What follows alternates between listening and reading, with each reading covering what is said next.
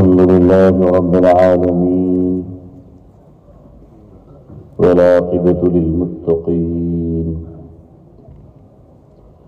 والصلاة على رسوله محمد وعلى آله وأصحابه أجمعين رب اشرح لي صدري ويسر لي أمري واحلل عقدة من لساني يفقهوا قولي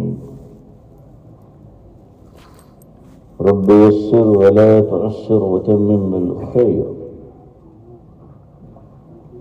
رب زدني علما ربي زدني علما اللهم ربي زدني علما وألحقني بالصالحين.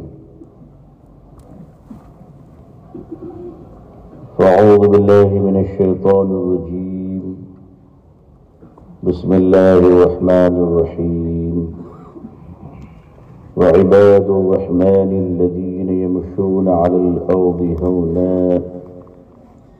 وإذا خاطبهم الجاهلون قالوا سلاما.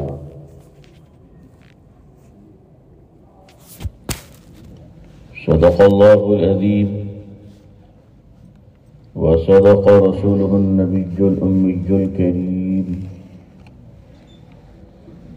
اللهم صل على سيدنا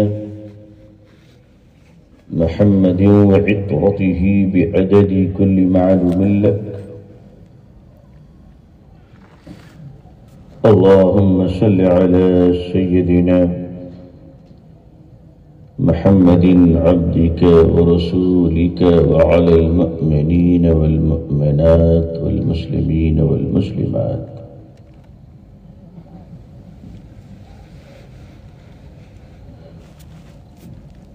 حضرات علماء کرام، بزرگان محترم، نوجوانان اسلام، عزیزان گرامی، سامعین اعظام، عمائدین الشہر، پردہ نشین خواتین امت اسلامیہ،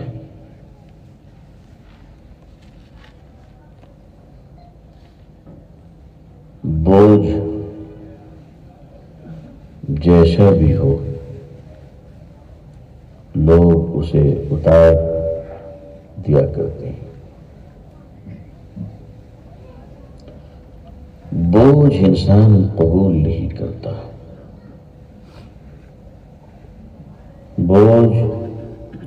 بوجھ ہوتی ہے، انسان اسے اتارنا چاہتا ہے، چاہے نمک کی بوری کا بوجھ ہو یا سونے اور چاندی کے بسکٹ کا بوجھ ہو. آدمی بوجھ کو پسند نہیں کرتا.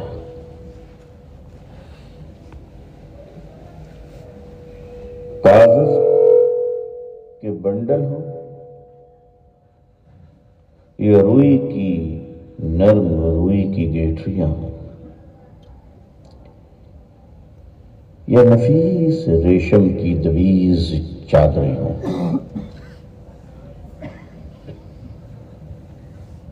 یا 500 یا 2000 کے نوٹوں کی گڈیاں ہوں، اگر بوجھ بن جائے تو آدمی اسے سر سے نیچے اتار دیا کرتا ہے. اس بنیادی فلسفے کو سمجھیے. بوجھ اچھی چیز کہو یا بری چیز کہو، بوجھ فی نفس سے ہی پسندیدہ چیز نہیں ہے. اگر یہ ایک نقطہ واضح ہو جائے بہت سارے مسائل کا حل خود بخود نکل آئیں گے انشاءاللہ.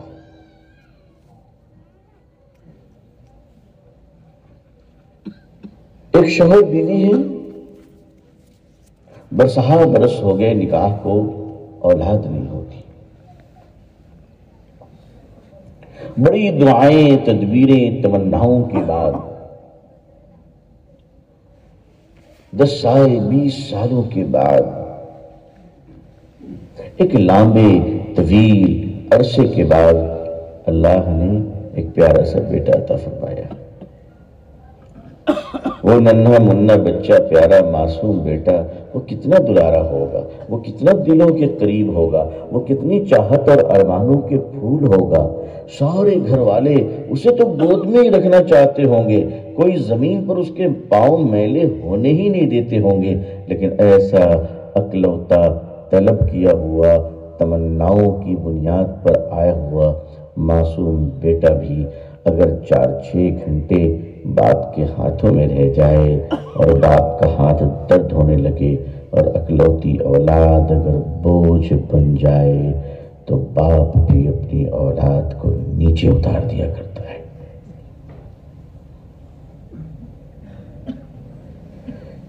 مائیں بھی اپنے بچوں کو نیچے اتار دیا کرتی ہیں کہ اولاد جگر سے قریب، دل سے پیارا، جان سے عزیز ہونے کے باوجود بوجھ برداشت نہیں ہے،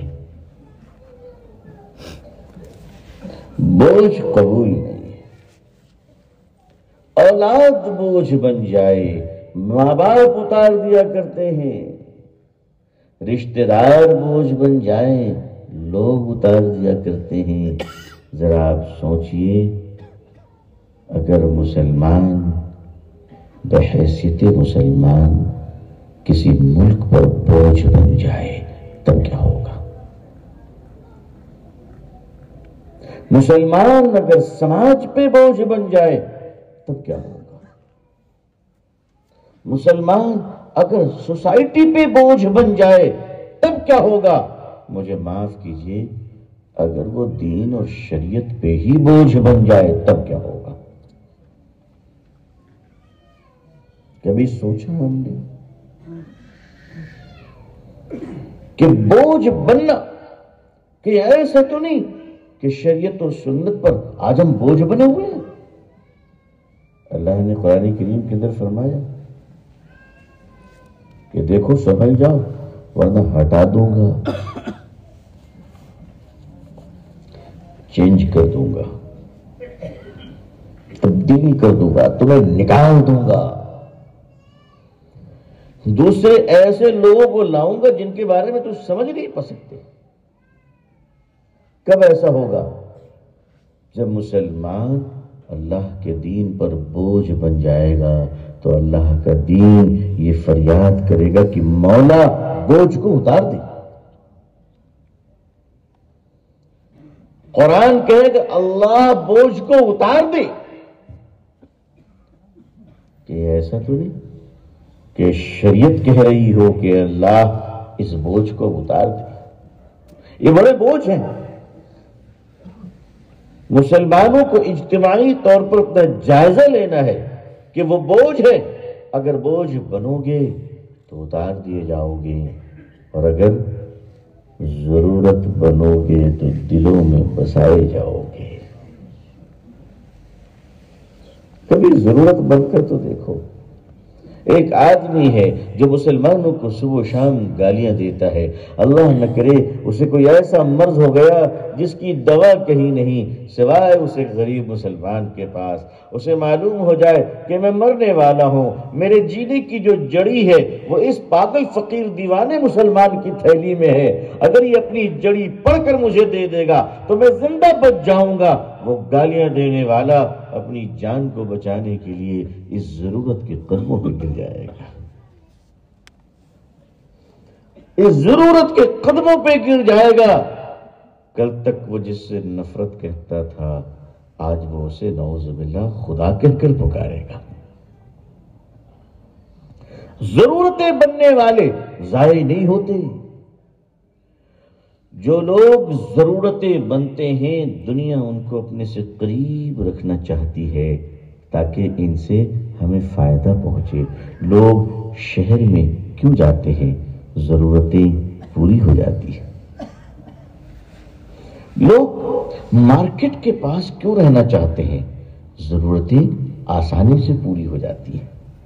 تو جہاں لوگوں کی ضرورتیں آسانی سے پوری ہو جائے دنیا وہاں رہنا چاہتی ہے۔ اگر آپ لوگوں کی ضرورت بن جاؤ تو اس جہاں سے آپ کو کون نکالنا چاہے گا؟ آپ کو جہاں سے تو دور کی بات ہے، اپنے محلے سے کوئی ہٹانا نہیں چاہے گا۔ آپ سمجھو کہ اگر کوئی آپ کو اپنے محلے میں رہنے نہیں دینا چاہتا ہے، کوئی آپ کو اپنی سوسائٹی میں رہنے نہیں دینا چاہتا ہے، کوئی اپنے سماج میں آپ کو رہنے نہیں دینا چاہتا ہے، کوئی اپنی کالونی میں آپ کو مکان نہیں دینا چاہتا ہے، تو آپ اسی وقت غور کیجئے کہ اگر ہم ضرورت ہوتے تو یہ ہمیں گھر سے بلا کے لاتے۔ ہم بوجھ بن گئے ہیں، اس لیے ہمیں رکھنے کو تیار نہیں ہے۔ میرے بھائیوں، جب آپ قابل بن جاتے ہو، قابل، تو نفرت کرنے والا تو آپ کو داماد بنا لیتا ہے۔ بولو، بناتا ہے کہ نہیں بناتا؟ نفرتیں کرنے والا داماد بنا لیتا ہے، اپنی بیٹی کو دے دیتا ہے۔ تمہاری قابلیت کا اتنا احترام ہے، لیکن کیا وجہ ہے؟ تم اپنی دینداری کے ساتھ، تقوی و پرہیزگاری کے ساتھ، تمام تر امور کی پابندی کے باوجود تم انسانوں کے دلوں میں جگہ کیوں نہیں بنا پا رہے ہو؟ کیوں نہیں کہہ دیتے سچ سچ لوگوں کہ اس دنیا کو اسلام سے نفرت نہیں، مسلمانوں کے غلط کردار سے نفرت ہے۔ مسلمانوں سے، اللہ کے دین سے نفرت نہیں ہے۔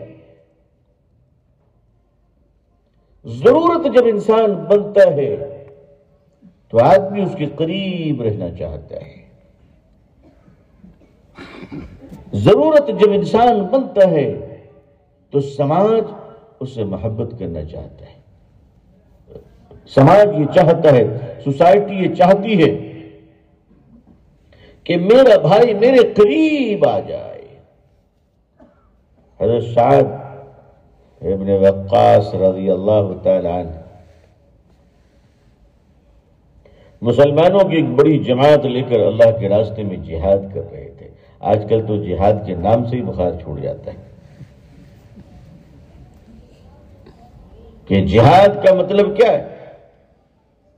تو اب چلیے جہاد کا ہندی ترجمہ کرتے ہیں، یدھ، تب تو طبیعت ٹھیک رہے گی۔ جہاد کہتے ہیں اسٹرگل کو، کوششوں کو، جھوٹ کے خلاف سچ کو امپلیمنٹ کرنا جہاد ہے۔ اتیاچاریوں سے مانوتا کو بچانا جہاد ہے۔ کسی عورت، کسی بہن، کسی بیٹی کے دوپٹے کوئی آوارہ اڑا رہا ہو، اس آوارہ سے کسی بھی دنیا کی عورت کی عزت کو بچانا جہاد ہے۔ مگر یہاں تو الٹا ہے۔ ایک شیر نے لڑکی پہ حملہ کیا، ایک نوجوان نے جان پر کھیل کر لڑکی کو بچا لیا۔ جان پر کھیل کر، ظاہر ہے شیر سے لڑنا جان پر کھیلنا ہی، شیر تو چچا جان ہے نہیں کہ نوجوان نے جا کر کہا ہوگا انکل السلام علیکم، تو بولیں گے بیٹا بتاؤ بڑے دنوں کے بعد ملے ہو، کیسے ہو؟ ایسا تو ایک لڑکی پر جب اس نے حملہ کیا تو ایک مسلم نوجوان نے جان پر کھیل کر شیر سے لڑکی کو بچایا۔ ٹیلی ویژن پہ بریکنگ نیوز آنے لگی کہ ایک بہادر لڑکے نے شیر کی درندگی سے ایک مہیلا کی جان بچائی۔ نیوز چلی، ہوا ہوائی ہوئی۔ اینکر کے بھینکر نے کہا کہ بھائی اس نوجوان کا نام کیا ہے؟ پتہ چلا کہ نام محمد عمران۔ کہو نیوز چینج کرو۔ کہا کیا؟ کہا اب یہ نیوز چلے گا۔ ایک شیر ایک لڑکی سے پیار کر رہا تھا، شیر لڑکی کو کس کرنے جا رہا تھا کہ ایک جہادی عمران کو برداشت نہیں ہوا اور اس نے ایک سچے پریم کرنے والے شیر کی ہتیا کر دی۔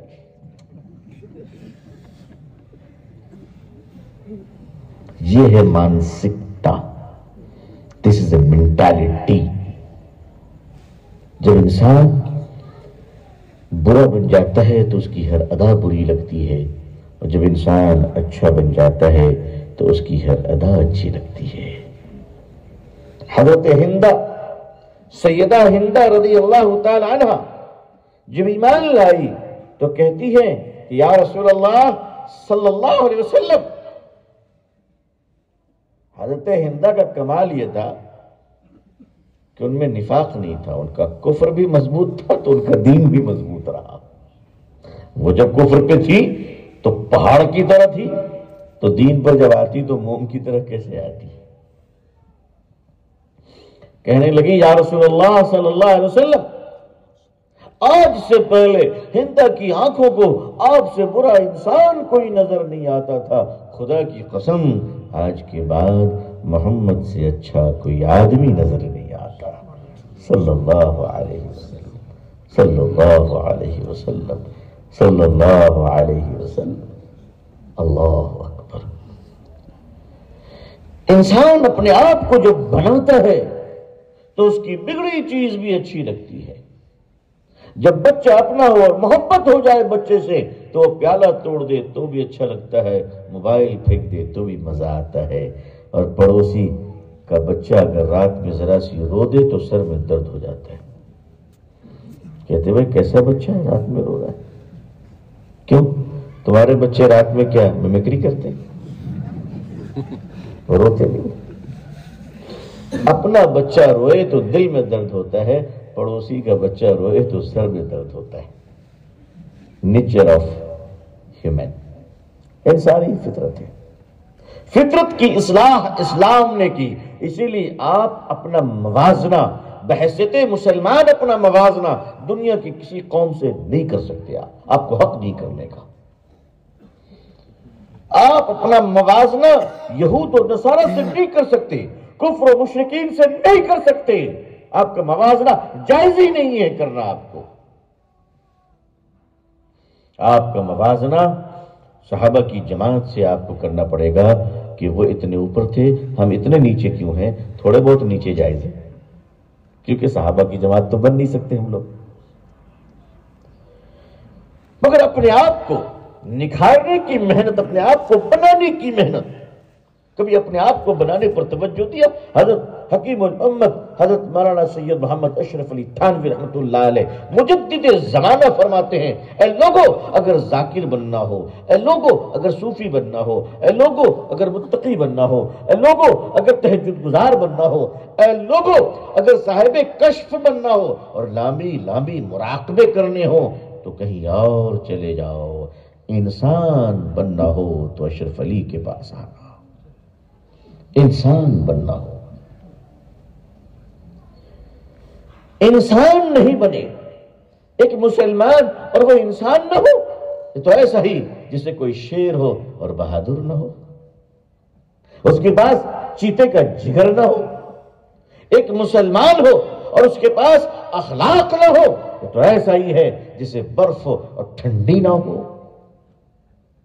ایک مسلمان ہو اور اسے کفر و شرک اور جھوٹ پر جلال نہ آئے، یہ تو ایسا ہی ہے جسے آگ ہو اور تپش نہ ہو۔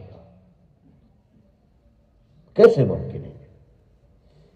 مسلمان ہمہ جہت صفتوں کا مالک ہے، الحمدللہ۔ یہ شمشیر اٹھا لے تو بہادر ہے، نماز میں کھڑا ہو جائے تو رب کا ایک غریب متواضع بندہ ہے۔ انسانوں کے کام آئے تو اولاد سے بڑھ کر ظلم کو روکنے پر آ جائے تو جانباز مجاہد کی طرح۔ یہ مسلمان کی صفت ہے۔ مسلمانوں کا مقابلہ کسی بزنس مین سے نہیں ہے، مسلمانوں کا مقابلہ کیپٹلسٹ سے نہیں ہے، مسلمانوں کا مقابلہ دولت سے نہیں ہے، مسلمانوں کا مقابلہ بلڈنگ عمارتوں سے نہیں ہے،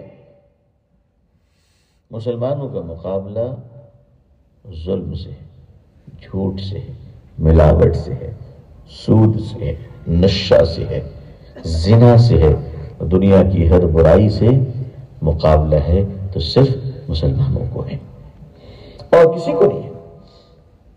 ورنہ دولت کے معاملے میں اس ملک میں امبانی کو دولت کس نے دیا؟ بھائی اللہ نے دیا، تو ہم سب دعا مانگیں کہ اللہ امبانی کو دے دی، اب رحمانی کا نمبر ہے، آپ ہی کو دینا ہے تو ادھر دیجیے، کیا برا ہے؟ بولو، وہ اللہ ہی دینے والا ہے۔ بھائی امبانی جی کو بھی ملے، سارے صاحبان کو ملے، ہم کسی کے دشمن تھوڑی نہ۔ ہم تو کہتے ہیں اللہ آپ کے خزانے میں کمی کیا ہے؟ آپ 1000 امبانی کو دے دیں تو بھی کمی نہیں، ایک رحمانی کو بھی دے دیجیے۔ عزیزان مکرم، اس نقطے کو سمجھیے کہ آپ کتنی جلد اس سماج کی ضرورت پڑ سکتے ہیں، وہ طے کیجیے۔ اگر آپ ضرورت نہ بنے تو بوجھ بن جائیے گا، اور اگر بوجھ نہ بنے تو ضرورت بن جائیے گا۔ دیکھو، یہ جو اندھیرا ہوتا ہے، سائنس کی زبان میں اندھیرا کوئی شے نہیں ہے، ڈارکنیس یہ کوئی کریکٹر نہیں ہے، یہ کوئی فیکٹ نہیں ہے، اندھیرے کا کوئی وجود نہیں ہے۔ پھر کیا چیز ہے اندھیرا؟ روشنی کی غیر موجودگی کا نام اندھیرا ہے۔ روشنی کے غیر موجودگی کا نام اندھیرا ہے۔ روشنی جیسے جیسے کم ہوتی چلی جائے گی، اندھیرا چھاتا جائے گا۔ روشنی جیسے جیسے آتی جائے گی، اندھیرا چھٹتا چلا جائے گا۔ جاء الحق وزهق الباطل ان الباطل كان زهوقا۔ اندھیرا تو جانے کے لیے، باطل تو جانے کے لیے، اس میں ٹھہرنے کی قوت نہیں ہے، حق میں رکنے کی قوت ہے، اور حق روشنی ہے، اندھیرے کی اپنی کوئی قوت نہیں ہے۔ روشنی کی غیر موجودگی ہی اندھیرے کا وجود ہے۔ اس دنیا میں گناہوں کا کوئی وجود نہیں، نیکیوں کی غیر موجودگی گناہوں کی زندگی ہے۔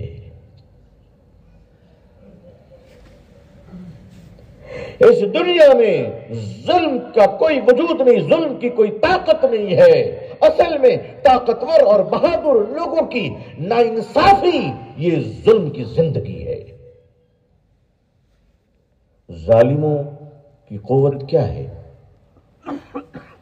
ظالموں کے اندر بہادری نہیں ہوتی ہے، ظالم تو بزدل ہوتا ہے، لیکن ظالم کی اصلی قوت کیا ہے؟ دنیا کے ہر ظالم کی اصلی قوت شریف لوگوں کی خاموشی ہے۔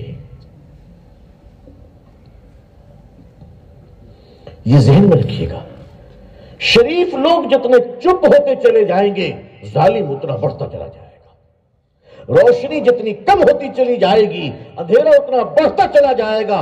نیک لوگ جب بولنا بند کر دیں گے تو برے لوگوں کی طاقت بڑھتی چلی جائے گی۔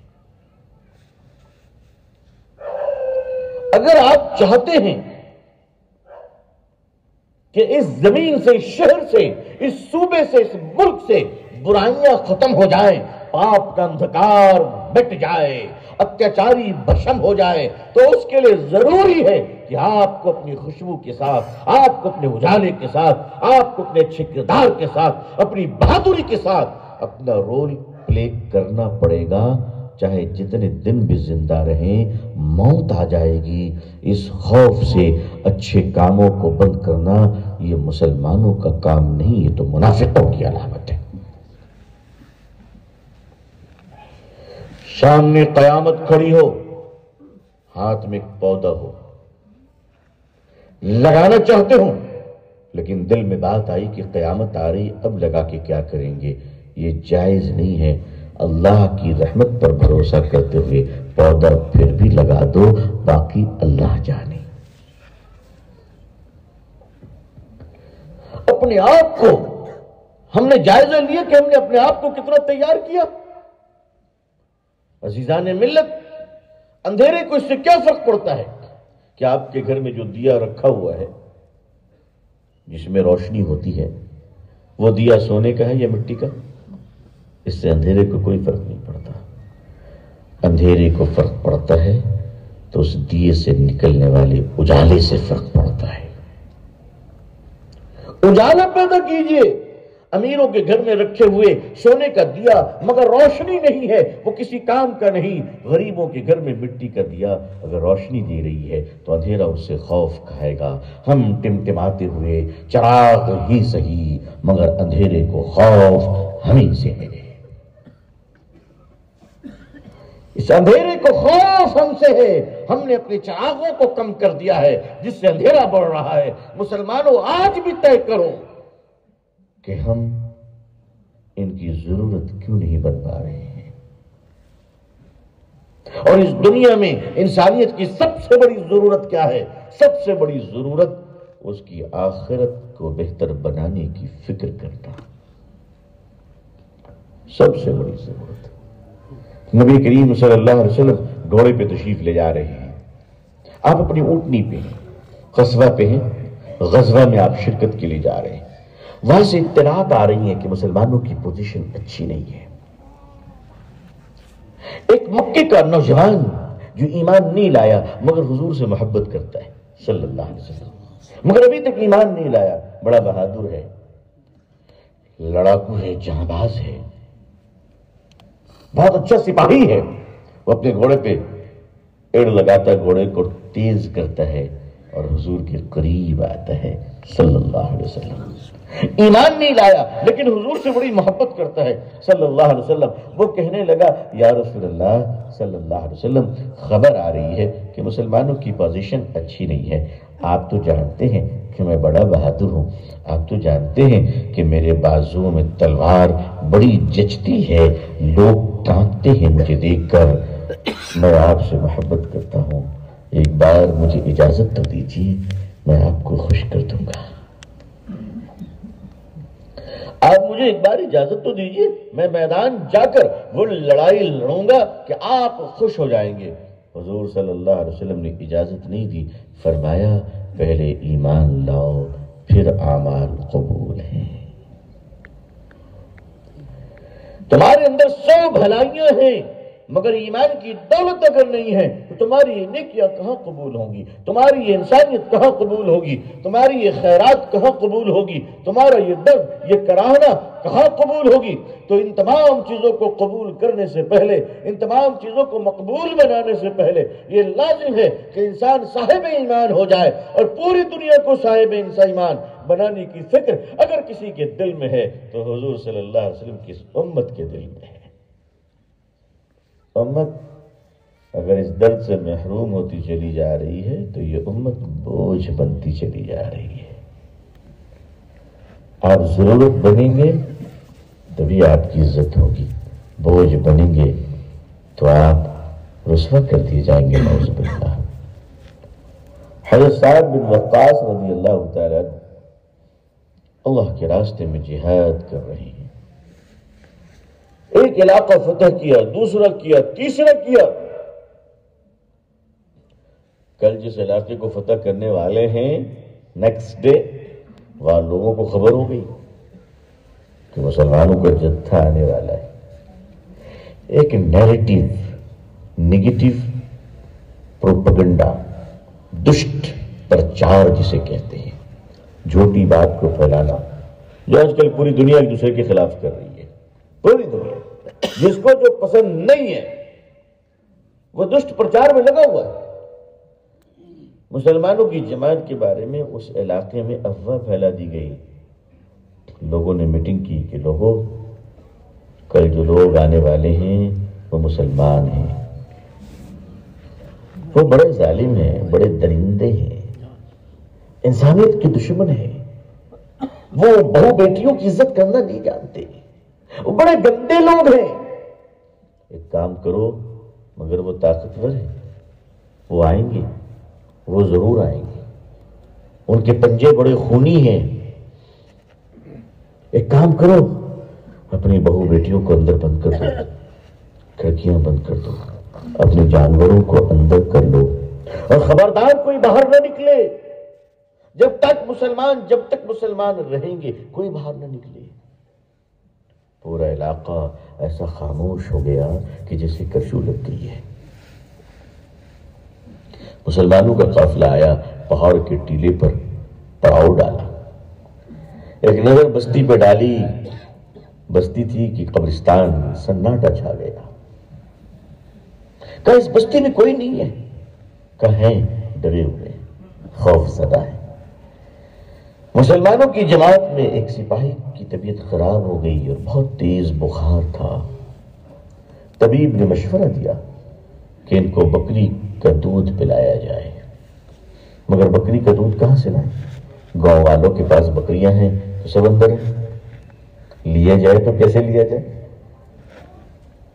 امیر جماعت کو خبر ہوئی حضرت سعد بن وقاص رضی اللہ تعالیٰ عنہ کو کہ ہمیں بکری کا دودھ چاہیے اور گاؤں والے خوف زدہ ہیں، ساری کی بکریاں اندر ہیں، بتائیے ہم کیسے لیں؟ حضرت سعد بن وقاص رضی اللہ تعالیٰ عنہ نے مشورہ دیا کہ اے لوگوں، ہمارے ساتھی کوئی ایک کھڑے پٹیلے پہ آواز لگاؤ کہ ہمارا ایک بھائی بیمار ہے، اس کی غذا کے لیے ہمیں بکری کا دودھ چاہیے اور یہ دودھ ہمیں خرید کر چاہیے. کوئی ہے جو اپنی بکری کا دودھ ہمارے ہاتھوں بیچنے کے لیے تیار ہو جائے؟ یہ آواز، یہ صدا لگائی گئی کہ لوگوں، ہمیں بکری کا دودھ چاہیے، تم میں سے کوئی ہے جو بیچ سکے، ہمیں تھوڑا سا دودھ بیچے ہمارے لیے؟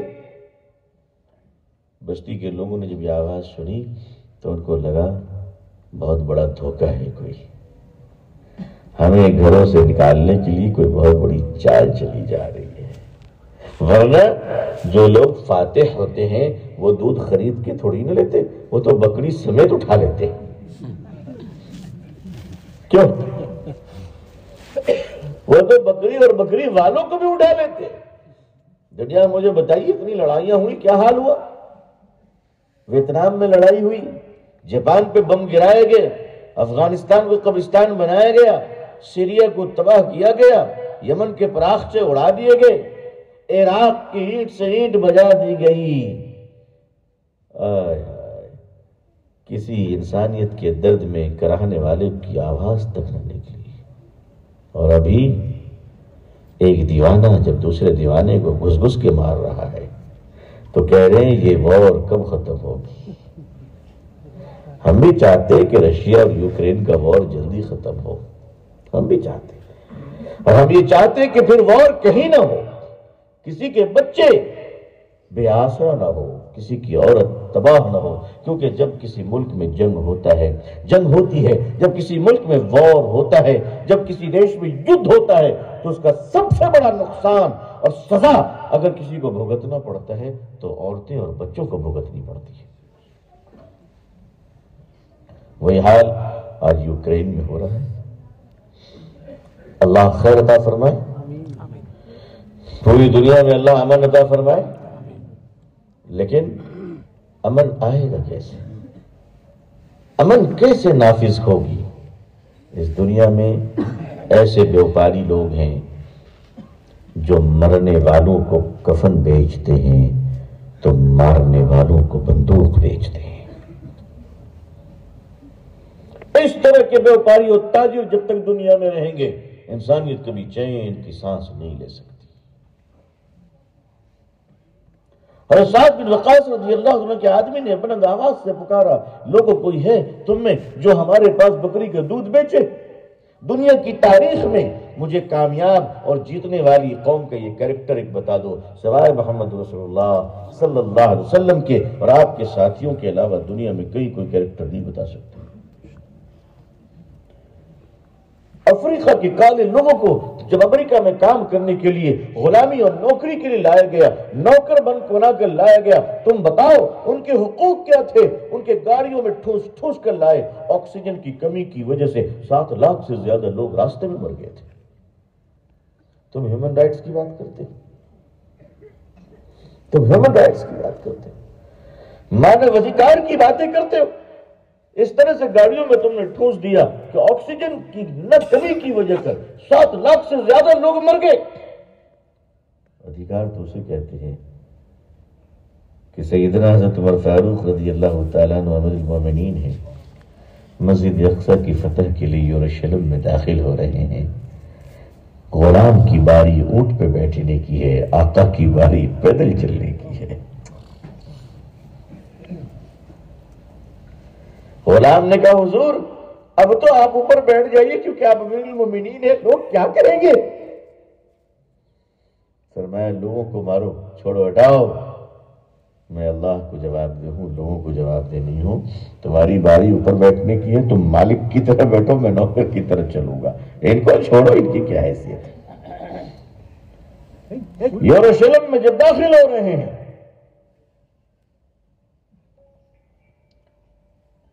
یروشلم میں جب داخل ہو رہے ہیں تو وہاں کے بڑے بڑے پادری کبھی اپنی کتاب دیکھتے ہیں، کبھی عمر کے چہرے کو دیکھتے ہیں، کہتے لکھا بھی تو ہی ہے کہ بیت المقدس کی چابی اسی کے ہاتھ کو ملے گی، فتح وہی کرے گا جو پیدل غلاموں کی طرح یہاں داخل ہوگا۔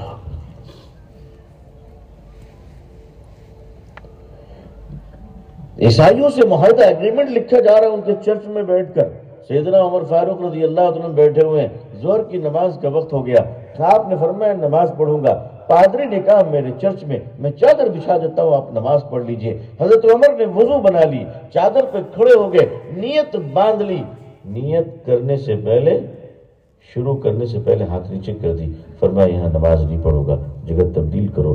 لوگوں نے کہا کہ عمر ہم آپ کو اجازت دے رہے ہیں، آپ نماز پڑھ لیجئے، آپ کو روکا کس نے ہے؟ تو سیدنا عمر فرماتے ہیں آج میں پڑھوں گا، کل مسلمانوں میں فتنہ ہوگا کہ امیر المومنین نے یہاں نماز پڑھی ہے، لہذا یہ جگہ ہماری ہے۔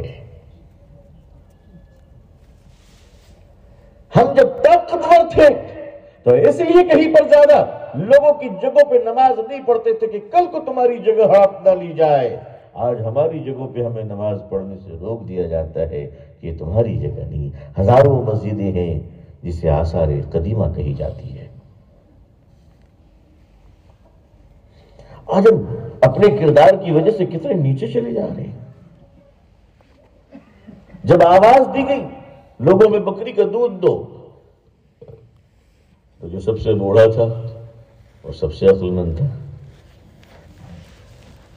ہمارے یہاں بوڑھوں کو تو ریجیکٹڈ مال سمجھتے ہیں،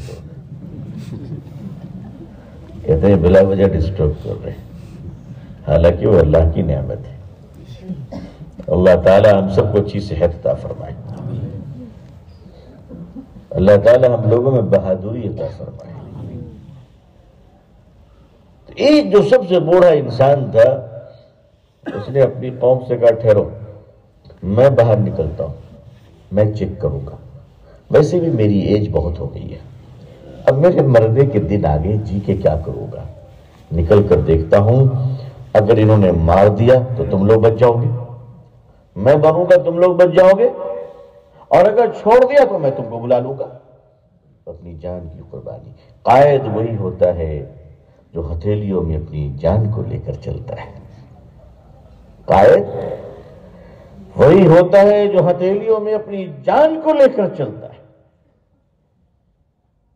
وہ بوڑھا باہر آیا، اس نے چیک کیا، دیکھا سارے مسلمان کوئی وضو بنا رہے ہیں، کوئی مسواک کر رہے ہیں، اپنے اپنے کام میں لگے ہوئے، کوئی ان کی طرف دیکھ بھی نہیں رہا۔ انہوں نے سمجھا شاید میں بوڑھا مال ہوں اس لیے نہیں دیکھ رہا ہے، ایکسپائری ڈیٹ تو نہیں ہے کہ آپ کے امول کے ہر ڈبے میں لکھا ہوتا ہے۔ میں تو کبھی کبھی سوچتا ہوں کہ پہلے کہتے تھے کہ ماں کا دودھ پی کر بڑا ہوا ہو، اب تو سب کہتے ہیں گجرات کے امول کے ڈبے کا دودھ پی کر بڑا ہوا، ایسی گجراتی ہوا لگی ہے۔ اب وہ بوڑھا قریب آیا اور کہا کہ یہ بتاؤ تمہیں دودھ کی ضرورت ہے؟ لوگوں نے کہا ہمیں ضرورت ہے۔ کہا کہ تم خریدنا کیوں چاہتے ہو؟ تم تو فاتح قوم ہو، اٹھا لو۔ جانور اٹھا کیوں نہیں لیتے؟ تو مسلمان سپاہی نے جواب دیا کہ اللہ نے ہمیں طاقت تو اتنی دی ہے کہ تم سب کو اٹھا لیں، مگر ہم جس رسول کے ماننے والے ہیں صلی اللہ علیہ وسلم، انہوں نے کسی محکوم اور مغلوب قوم کی عورت، درخت اور جانوروں کو اجازت کے بغیر چھونے سے بھی منع فرمایا ہے۔ ہم بچوں پہ حملہ نہیں کرتے، ہم عورتوں پہ حملہ نہیں کرتے، ہم درختوں کو کاٹتے نہیں ہیں، ہم پھلوں کو برباد نہیں کرتے، تمہاری کاشت برباد نہیں کرتے، تم نہ لڑو تو ہم لڑتے بھی نہیں ہیں، ہے نا؟ تم اگر نہ لڑو تو ہم لڑتے بھی نہیں ہیں، ہم خرید کر لیں گے، مفت میں نہیں لیں گے۔ اس بوڑھے نے آواز دیا، لوگوں باہر آؤ باہر آؤ، ہم غلطی سے سمجھ رہے تھے کہ انسان آئے ہیں، یہاں تو آسمان سے خدا کے فرشتے آئے ہیں۔ یہ انسان ہے بولا، یہ تو خدا کے فرشتے ہیں۔ لوگ باہر نکلے، دودھ کی نہریں بہنے لگی، چشمہ بہہ گیا، گھل مل گئے۔ 3 دن میں ایسے گھل مل گئے کہ بچے اپنے گھروں میں نہیں رہتے تھے، مسلمانوں کے خیمے میں رہتے تھے، کھیلتے تھے۔ مسلمان سپاہی ان سے پیار کرتے تھے، ان سے کھیلتے تھے، ان کو گود میں اٹھاتے تھے، ان کو سر پہ اٹھاتے تھے۔ اور جب کوئی لڑکی باہر نظر آتی تھی تو سارے مسلمان سپاہی اپنی نظروں کو نیچے کر کر دوسری طرف گھوم جایا کرتے تھے۔ اتنا پیار، اتنی محبت، اتنا احترام، اتنا سمان، اتنا مان، اتنا رسپیکٹ دیا کہ 3 دنوں کے بعد اچانک خبر آئی کہ مسلمانوں کے اس عظیم اور مقدس قافلے کو اب دوسری طرف روانہ ہونا ہے۔ بس مسلمانوں نے سامان پیک کرنا شروع کر دیا۔ گاؤں والوں کو خبر ہوئی کہ یہ تو جا رہے ہیں، کہا یہ تو جا رہے ہیں۔ کوہرام مچ گئی گاؤں میں، لوگوں میں چیخیں مار مار کے رونے لگے۔ چھوٹی چھوٹی بچیاں باہر آ گئی اور کہا آپ کو جانا تھا تو آپ چلے جاتے، اتنی محبت کرنے کی کیا ضرورت تھی؟ اتنا تڑپا کے کیوں جا رہے ہو، اتنا رلا کے کیوں جا رہے ہو؟ تمہیں کس نے کہا تھا ہمیں اتنا پیار کرو؟ تمہیں کس نے کہا تھا کہ اتنا درد ہمارے ساتھ شیئر کرو؟ ان 3 دنوں میں زندگی میں ہمارے بھائیوں نے ہم سے اتنا پیار نہیں کیا تھا جتنا ان 3 دنوں میں تم نے ہم سے محبت کی ہے۔ بوڑھے بوڑھے لوگ باہر آ گئے، انہوں نے اپنی پگڑیاں کھول کر قدموں پہ رکھ دی، بیٹا ہمیں چھوڑ کر نہ جاؤ، تم جیسے بیٹے ہم کہاں سے لائیں گے؟ تم تو انسان میں کون سی کوالٹی ہو؟ تمہاری ماں نے تمہیں کیسے تیار کیا ہے؟ تم ہمیں چھوڑ کر مت جاؤ، ہم تمہارے بغیر جی نہیں پائیں گے۔ ہم تو تم جب سے آئے ہو ہم گھروں کے دروازے بھی کھول کر رکھتے ہیں، کھڑکیاں بھی کھلی رکھتے ہیں، اس لیے زندگی میں کبھی اتنا محفوظ اپنے آپ کو نہیں پائے جتنا ان 3 دنوں میں تمہاری وجہ سے ہم نے خود کو محفوظ سمجھا۔ لوگ رو رہے تھے، چیخیں مار رہے تھے کہ اللہ کے واسطے ہمیں چھوڑ کر نہ جاؤ، لیکن حکم تھا، تسلی دی کہ اللہ نے زندگی میں موقع دیا تو پھر لوٹ کر آؤں گا، تم لوگوں سے ملوں گا۔ وہ سارے کے سارے علاقے نے کہا ٹھیک ہے جا رہے ہو تو جاؤ، مگر وہ دین اور کلمہ تو ہمیں دیتے جاؤ، وہ دین اور کلمہ تو ہمیں دیتے جاؤ۔ ان 3 دنوں میں کلمہ نہیں پڑھا، اپنا کردار دکھایا کہ دیکھو ہم کیسے ہیں۔ دنیا پکار اٹھی، جا رہے ہو تو جاؤ، وہ حضور کا دین تو دیتے جاؤ، صلی اللہ علیہ وسلم، صلی اللہ علیہ وسلم۔ اے لوگوں تم کہاں گئے؟ اے لوگوں یہ دنیا تمہاری دشمن نہیں ہے، یہ تمہاری بے وفائی کی شکار ہو گئی ہے۔ تم نے کبھی محبت سے پکارا نہیں ان کو، کبھی محبت سے دیکھا نہیں ان کو، کبھی ان کے درد کو قبول تو کرو۔ اے لوگوں قیامت کے دن جب تم خدا کے سامنے کھڑے ہوگے پوچھا جائے گا ہندوستان میں ایک غریب لڑکی، ایک غریب کی بیٹی کھانا نہ ہونے کی وجہ سے 7 دن تک بھوکی رہی اور وہ پکارتی رہی، اماں کچھ تھوڑا کھانا کھلا دو مجھے۔ ماں کہتی ہے بیٹا، راشن دکان والا کہتا ہے آدھار کارڈ لاؤ پھر چاول دوں گا۔ بیٹا میرے پاس کارڈ نہیں ہے، آج چاول لاؤں گی کل لاؤں گی۔ چھوٹی بیٹی کہتی ہے ماں بھوک لگی ہے کچھ تو کھلا دو۔ ماں کہتی ہے بیٹا انتظام کر رہی ہوں۔ وہ بیٹی مسلمان کیوں یا ہندو بھائی کیوں سسکتی ہوئی بھوک سے مر جاتی ہے۔ اخباروں میں سرخیاں لگتی ہیں، خبروں میں بریکنگ نیوز چلتی ہے۔ قیامت کے دن یہ نہیں پوچھا جائے گا ڈی ایم صاحب کہاں تھے یا میں، اللہ سب سے سب کا حساب لے گا، وہ قادر مطلق ہے۔ میں آپ سے یہ نہیں پوچھتا ڈی ایم صاحب کہاں ہیں، ایس پی صاحب کہاں ہیں، فوڈ منسٹر صاحب کہاں ہیں، فوڈ آفیسر صاحب کہاں ہیں، راشن کی دکان کا مالک کہاں ہے۔ میں تو صرف اتنا پوچھتا ہوں کہ وہ بچی جب بھوک سے سسک رہی تھی، مسلمانوں تم بتاؤ کہ تم کہاں تھے، تم کہاں تھے؟ وہ بیٹی توڑتی رہی، تمہیں درد تک نہیں ہوا، اور تم پھر کہتے ہو کہ اس ملک میں نفرت کی ہوا کیوں چل رہی ہے؟ مسلمانوں، ایک شوہر اپنی بیوی کی لاش کو پیسے نہ ہونے کی وجہ سے، ایمبولینس اور گاڑی نہ ہونے کی وجہ سے، آپ نے پڑھا ہوگا اخباروں میں، بیوی کے لاش کو ایک طرف کاندھے پہ اٹھایا ہوا ہے، 10 سال کا بچہ پاؤں پکڑے اپنے ماں کا اور پیدل چل رہا ہے۔ یہ دنیا کہاں ہے مجھے پتا نہیں، مسلمانوں تم بتاؤ کہ تم کہاں ہو، تم کہاں ہو؟ تمہارا ضمیر جاگتا کیوں نہیں ہے؟ تمہارا ضمیر اٹھتا کیوں نہیں ہے؟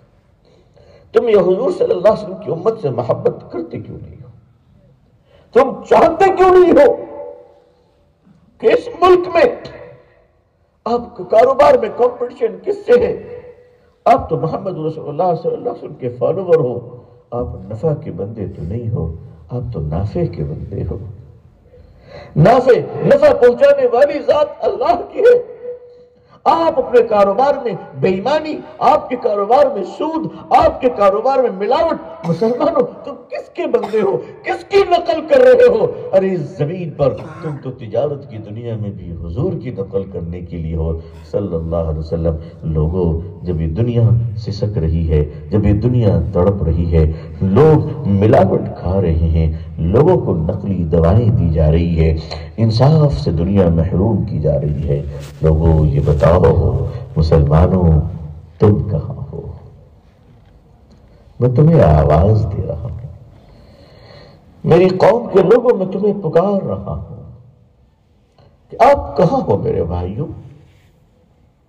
اللہ نے آپ کو کروڑوں کی دولت دی ہے، آپ اس دولت سے دین کا کام کیجئے، مگر کسی غریب کے گھر میں چراغ جلانا کیا یہ دین کا کام نہیں ہے؟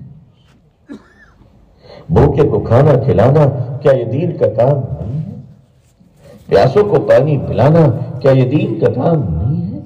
بھٹکوں کو، مسافروں کو راہ دکھانا کیا یہ دین کا کام نہیں ہے؟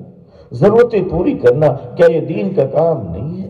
اسپتال کے باہر کھڑے ہو جانا اور ضرورت مندوں کی ضرورتیں پوری کر دینا، دواؤں کے لیے ادھر ادھر بھاگتے ہوئے غریبوں کو دوائیں دلا دینا، بیڈ دلوا دینا، ہاسپٹل میں ایڈمٹ کروا دینا، پھل کیلے بریڈ بھوکوں کو کھانا کھلا دینا، مجھے بتاؤ میرے بھائیوں کیا یہ دین کا کام نہیں ہے؟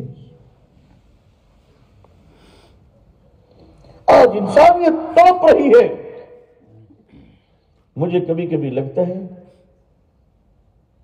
کہ مسلمانوں سے نفرت کے پیچھے جو اصل وجہ ہے وہ وجہ یہ ہے کہ دنیا کہہ رہی ہے کہ مسلمانوں تمہارے پاس کتاب ہدایت ہے، تم نے ہمیں نہیں بتایا، تمہارے پاس کلمہ توحید ہے، تم نے ہمیں محروم رکھا، تمہارے پاس حضور صلی اللہ علیہ وسلم کی سنت کے مطابق تجارت کی اعلیٰ درجے کی پالیسیاں ہیں، تم نے ہمیں نہیں بتایا۔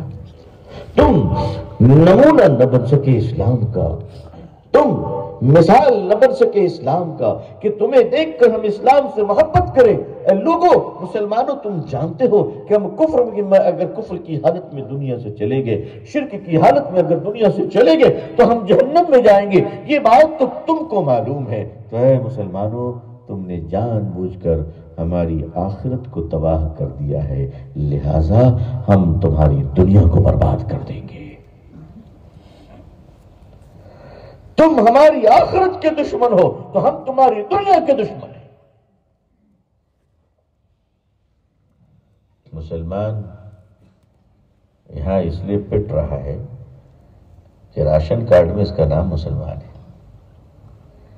مسلمان یہاں اس لیے پٹ رہا ہے کہ Aadhaar card, voter I D, passport میں اس کا نام مسلمان ہے، اس لیے پٹ رہا ہے، اور قبر میں اس لیے پٹ رہا ہے کہ مسلمان تھا نہیں۔ بات سمجھ رہے؟ کہہ رہے فرشتوں مار کیوں رہے؟ میں تو مسلمان ہوں. کہا کہ وہ تو راشن کارڈ میں تھے. کہہ رہے اسی چکر میں تو وہاں مار کھائے. کہا کہ وہاں آئی ڈی کے لیے مار کھائے، یہاں ایمان ڈی کے لیے مار کھا رہے ہو. دونوں جگہ پٹ رہا ہے. مسلمان نہیں یہاں فائدے میں نہ وہاں فائدے میں. بخیلوں کے بارے میں کبھی کبھی میں کہا کرتا ہوں کہ بخیلوں کی عجب بدقسمتی ہے. بخیل کس کو کہتے ہیں؟ جس کے پاس دولت بہت تو پھر بخیل ہو. فقیروں کو تو بخیل کہا نہیں جاتا. کہ بخیلوں کی بدقسمتی ہے کہ دنیا میں زندگی گزارتا ہے بھکاریوں جیسا، اور قیامت میں حساب دینا پڑتا ہے مالداروں جیسا. کیا یہاں چین نہ وہاں چین؟ ارے کھا پی کے مرا ہوتا بھائی، ٹھیک سے رہتے. یہ بخیلوں کی بدقسمتی ہے. تو مسلمانوں کی کم نصیبی یہ ہے کہ کاغذ میں مسلمان ہے تو یہاں پٹ رہا، اور ایمان کے درجے میں نہیں پہنچا تو قبر میں پٹ رہا. اللہ دونوں جگہ بچائے ہم کو، سب کو. اس ملک پر احسان کیجیے، اس ملک میں رہنے والوں کے ساتھ بھلا کیجیے. اللہ نے ہمیں یہ ملک دیا ہے تو اس ملک میں محبت کی ہوائیں چلا دیجیے. ایسی ہوا چلائیے، ایسی ہوا چلائیے کہ جب آپ راستوں میں چلیں، جب آپ سڑک پہ چلیں، جب آپ فلائٹ پہ چلیں، جب آپ ٹرینوں پہ چلیں، جب آپ گاڑیوں پہ چلیں، بہت سارے موقعوں پر مجھے موقع آتا ہے الحمدللہ. اکثر فلائٹ میں مجھے اپنی سیٹ بدلنی پڑتی ہے، اکثر. پتہ نہیں کیوں میرے مقدر میں شامل ہے. حالانکہ میں بڑے چوزی، بڑا سوچ سمجھ کے سیٹ ملاق کرتا ہوں کہ آرام سے بیٹھوں گا. پھر کچھ لوگ کہتے ہیں آپ اکیلے ہیں؟ جی. تو ہم لوگ یہاں بیٹھ جائیں، آپ وہاں بیٹھ جائیں، کوئی بات نہیں. وہ حیران ہوتا ہے کہ مولوی اور اتنا سیدھا، مولوی اور سیدھا. یہ تو فرشتوں کو بھی ڈر لگتا ہے مولویوں سے بات کرنے میں. مجھے سبق یاد آتا ہے کہ ہمیں نرمیت اختیار کرنی ہے، سختی نہیں. ہم حضور کی امت ہیں صلی اللہ علیہ وسلم، ہمیں اللہ کو خوش کرنا ہے. کئی بار ایسا ہوا کہ فلائٹ سے اترے، بس میں بیٹھے تو میں پہلے چلا گیا، سیٹ پہ بیٹھ گیا. بعد میں کوئی خاتون آئی بچے کو لے کر، میں بالکل پیچھے ہوں. سامنے کی سیٹیں فل ہیں. اب کچھ لوگ نہیں اٹھ پا رہے، کچھ مجبوریاں ہوں گی، میں کسی کو کچھ نہیں کہتا. لوگ نہیں اٹھ رہے، بیچاری کھڑی ہے، بس ہل رہا. میں پیچھے سے اٹھا، میں نے کہا پلیز میم، بہن آ جائیے.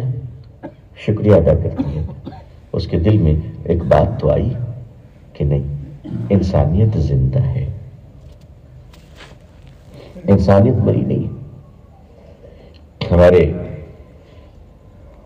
ایک ٹرین، بڑی مشہور ٹرین ہے، اس میں گرمی کے زمانے میں بڑی بھیڑ بھاڑ ہوتی ہے، اور اے سی کمپارٹمنٹ میں تو ویسی سیٹ نہیں ملتی.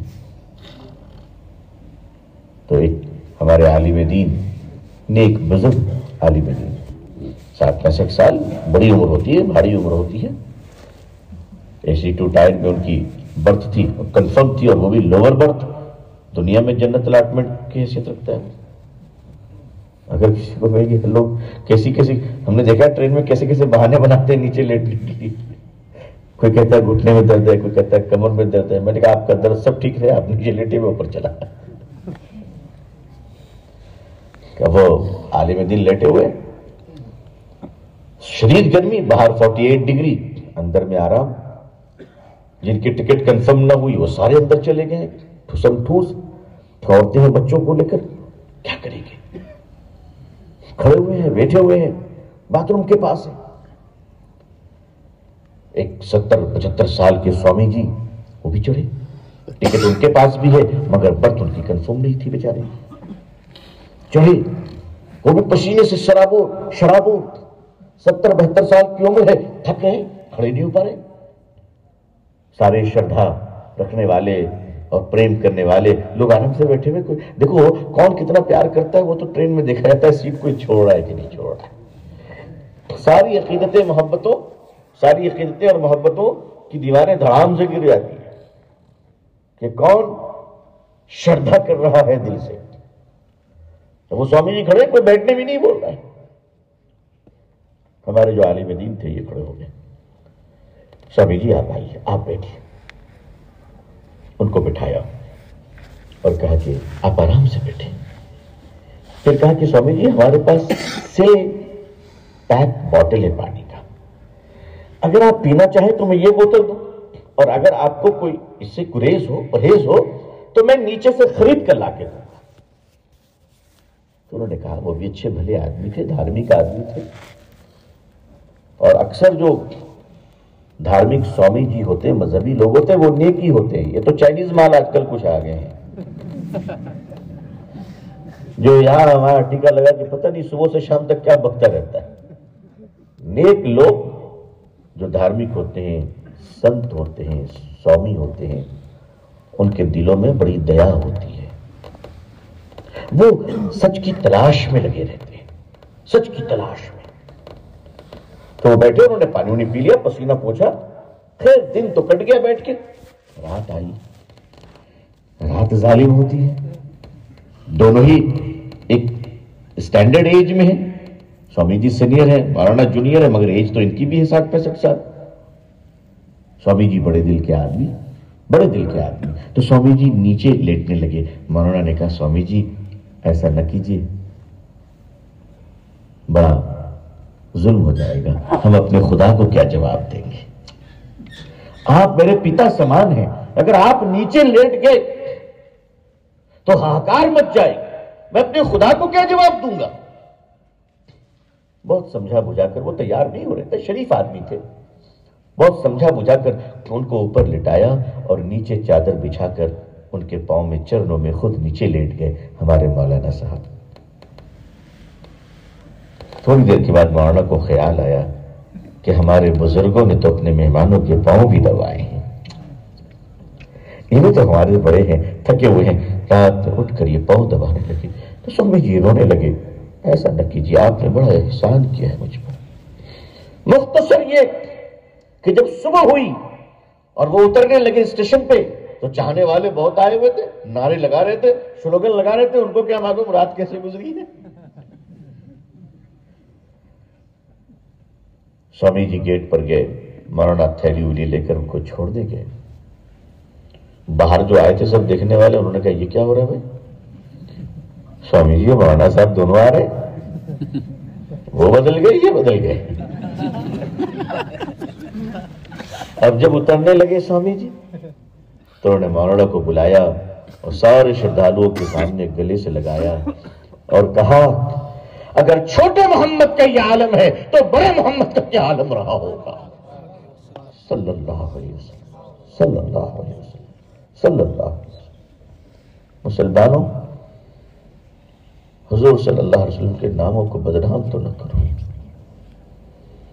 دنیا پیاسی ہے، ہمیں اور آپ کو پکار رہی ہے، آئیے ہم لوگ دنیا میں اس طرح زندگی گزاریں کہ لوگ یہ کہنے پر مجبور ہو جائیں امت اتنی اچھی ہے تو امت کا رسول کتنا اچھا ہوگا، صلی اللہ علیہ وسلم۔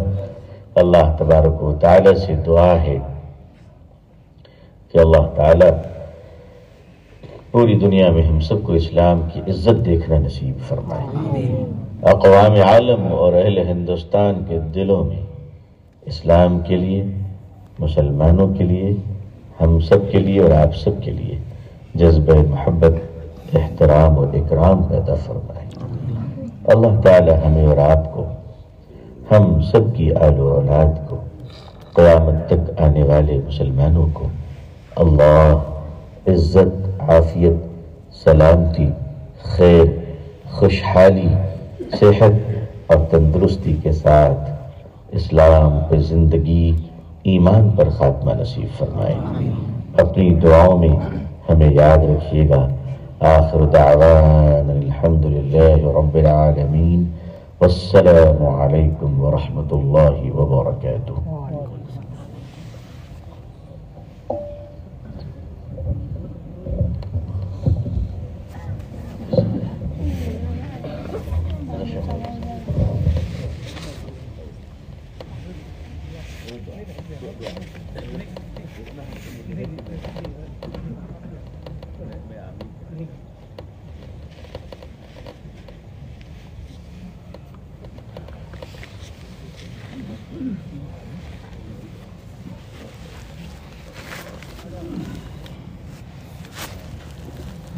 اللهم آمین۔ الحمد لله رب العالمين. اللهم صل على سيدنا محمد عبدك ورسولك وعلى المؤمنين والمؤمنات والمسلمين والمسلمات. ربنا آتنا في الدنيا حسنة وفي الآخرة حسنة وقنا عذاب النار.